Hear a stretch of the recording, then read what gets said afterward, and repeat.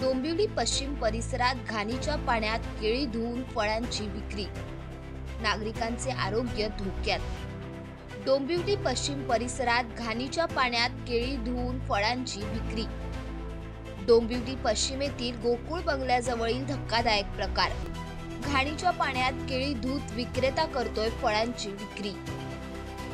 या फळ विक्रेत्यावर कारवाई करण्याची सर्वत्र होत आहे मागणी। राजेंद्र सावंत, विभाग प्रमुख, डोंबिवली पश्चिम, उद्धव बाळासाहेब ठाकरे पक्षाचा। आता मी जात असताना मला असं समोर दिसलं, गोकुळ बंगल्या शेजारी एक केळी विक्रेता, त्याच्या त्या सांडपाण्यामध्ये, घाण पाण्यामध्ये केळी सर्व खाली पडली होती।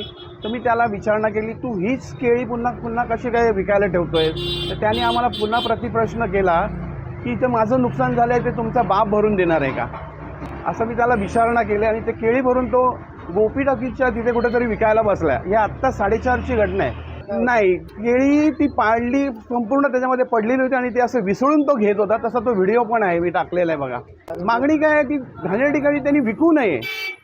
एकतर इथे डोंबिवली याच्यामध्ये शहरामध्ये उपद्रव झालेला आहे, घाणीचं साम्राज्य झालेलं आहे, खड्ड्याचं समस्या आहे आणि त्याच्यामध्ये हे नवीन एक आलेलं आहे। म्हणजे नवीन हा आजार निर्माण करतोय का?